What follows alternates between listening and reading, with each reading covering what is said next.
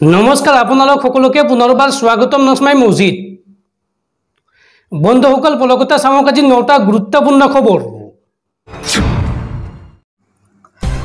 पाँच समष्टिर उपनिर्वाचनक लय डांगर खबर सेप्टेम्बरत राज्यर 5 समष्टिर उपनिर्वाचन अनुष्ठित हब अगपक बङाइगाঁও UPPLক सिडली समष्टि एरि দিব বিজেপিয়ে আৰু লগতে সামগুৰি ধলাই আৰু বিহালীত নিৰ্বাচন খেলিব বিজেপিয়ে আৰু এইবাৰ কংগ্ৰেছে অকলে খেলিব উপনিৰ্বাচন उपनिर्वाचन कংগ্ৰেছৰ সৈতে মিত্ৰতাত নাথাকে অসম জাতীয় পৰিষদ আৰু ৰাইজৰ দল আৰু এইবাৰ উপনিৰ্বাচনত অসম জাতীয় পৰিষদক দিব প্ৰাৰ্থিত্ব এই কথা জনাইছে ৰাজনৈতিক দলকেইটাই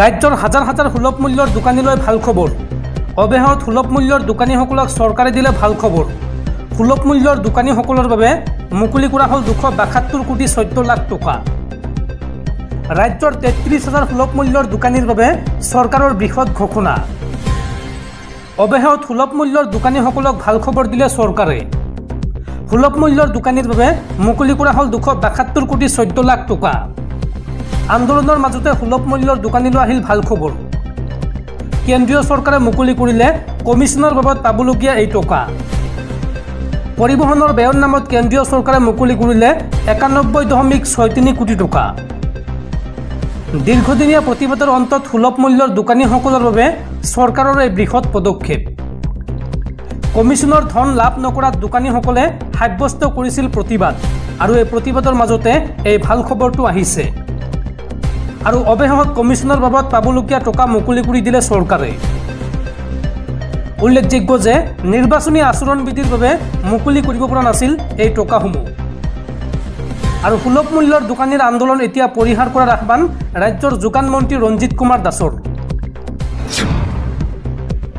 एनआरसी और आधार कार्डक लय मुख्यमंत्री हिमंत बिश्व शर्मार बृहत घोषणा एनआरसिर समय बायोमेट्रिक दियाসকলে शीघ्रे लाभ करिब आधार कार्ड এই ডাঙৰ ঘোষণা मुख्यमंत्री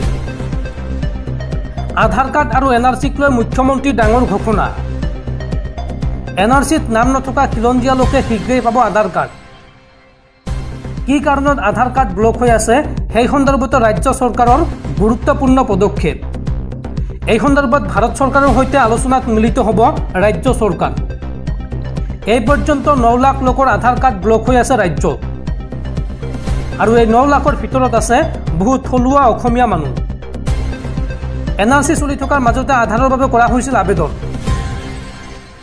সেই সময়ত আধাৰ আৰু এনআৰসি কেন্দ্ৰ একেই থকাৰ বাবে সৃষ্টি হৈছিল সমস্যাৰ एनआरसी केन्द्र आधार आवेदन करार बहु लोकर आधार कार्ड ब्लक हो परिছিল এই মন্তব্য मुख्यमंत्री दर्शकসকল और बहुत गुरुत्वपूर्ण खबर আছে तार आगते आपनाक जनाओ जे जदि आपुनि एतियाলৈকে এইটো ভিডিওত লাইক কৰা নাই তেন্তে এতিয়াই ভিডিওটোত লাইক কৰি দিয়ক আৰু এনেকুৱা ধৰণৰ ভিডিওসমূহ নিতৌ চাবলৈ চেনেলটো সাবস্ক্ৰাইব কৰি কাষত থকা বেল আইকনটো প্ৰেছ কৰি ৰাখক কৰোনাৰ পিছত চান্দিপুৰা নামৰ আন এটা নতুন ভাইৰাছক লৈ এইবাৰ ভাৰতত হাই এলাৰ্ট জাৰি এই ভাইৰাছত আক্ৰান্ত হৈ ইতিমধ্যে 8জন লোকৰ মৃত্যু হৈছে ভাৰতত আৰু এখনৰ পাছত আন এখন ৰাজ্যত দ্ৰুতগতিত বিয়পিছে এই নতুন ভাইৰাছবিধ আৰু এই ভাইৰাছক লৈ এতিয়া চিন্তিত ভাৰত চৰকাৰ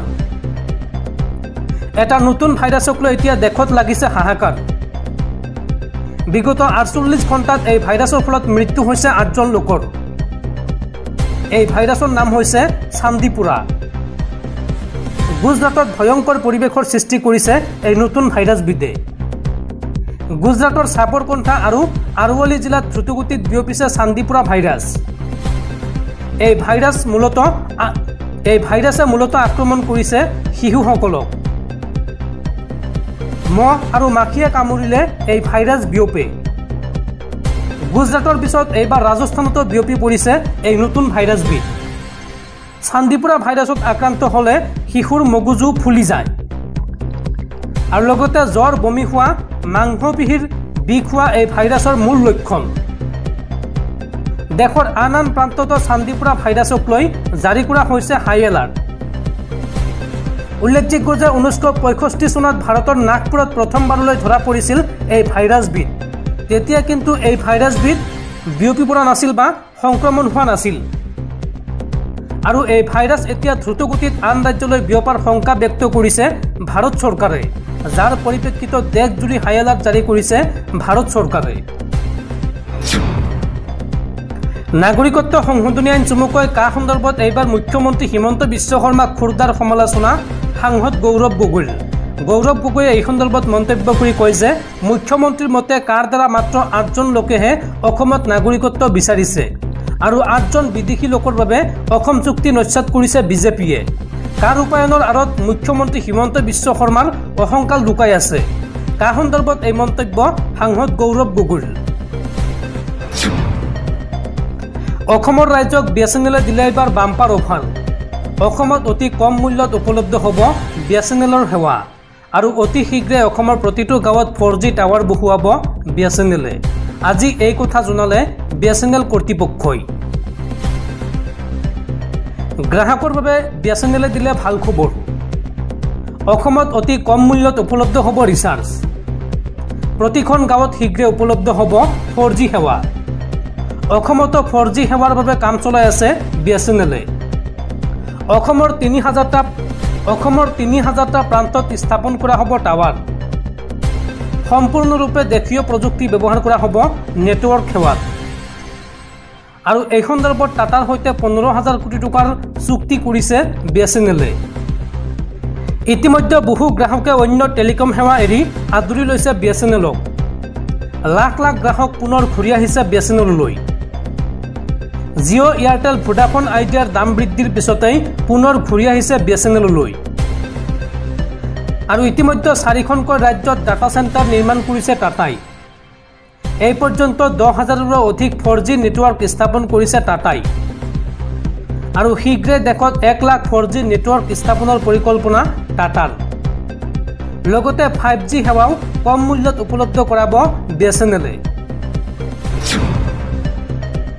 ৰাজ্যৰ বান খহনীয়াক লৈ এইবাৰ গৰজি উঠিছে বিধায়ক অখিল গগৈ। খহনীয়াগ্ৰস্তৰ কাষত থিয় দি বিজেপি চৰকাৰক হুংকাৰ। বান খহনীয়াৰ স্থায়ী সমাধান নকৰিলে প্ৰতিবাদত নামিব বিধায়ক অখিল গগৈ। ৰাজ্যৰ বান খহনীয়াক লৈ এইবাৰ গৰজি উঠিল বিধায়ক অখিল গগৈ। খহনীয়াগ্ৰস্তৰ কাষত থিয় দি বিজেপি চৰকাৰক হুংকাৰ বিধায়ক অখিল গগৈৰ। চৰকাৰক অচিৰে বান খহনীয়াৰ স্থায়ী সমাধানৰ দাবী অখিল গগৈৰ। অন্যথা তীব্ৰ প্ৰতিবাদৰ হুংকাৰ বিধায়ক অখিল গগৈৰ। মুখ্যমন্ত্ৰী হিমন্ত বিশ্ব শৰ্মা আৰু মন্ত্ৰী পীযুষ হাজৰিকাক খুৰদাৰ সমালোচনা অখিল গগৈৰ। চৰকাৰে অকল হিন্দু মুছলমানৰ ৰাজনীতি কৰি ভোট লৈ থাকিলে নহ'ব। অসমৰ বান খহনীয়াৰ স্থায়ী সমাধান কৰিব লাগিব চৰকাৰে।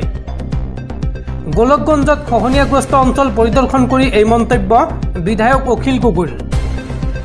মানুহৰ জীৱন সম্পত্তি ৰক্ষাৰ কাৰণে শপত লৈছিল এইখন চৰকাৰে, কিন্তু চৰকাৰে এনে কোনো কাম কৰা নাই এই অঞ্চলৰ বাবে। গুজৰাটত বান হ'লে কিমান টকা দিয়ে কেন্দ্ৰীয় চৰকাৰে, কিন্তু কেন্দ্ৰীয় চৰকাৰে 1 টকাও নিদিয়ে অসমৰ বানৰ বাবে। অসমৰ বানক ৰাষ্ট্ৰীয় সমস্যা হিচাপে ঘোষণা কৰিলে স্থায়ী সমাধান হ'ব ইয়াৰ। আৰু ইয়াৰ বাবে কেন্দ্ৰীয় চৰকাৰে অচিৰেই 50,000 কোটি টকা দিব লাগে অসমক। এই দাবী ৰাইজৰ দলৰ মুৰব্বী তথা শিৱসাগৰ সমষ্টিৰ বিধায়ক অখিল গগৈৰ।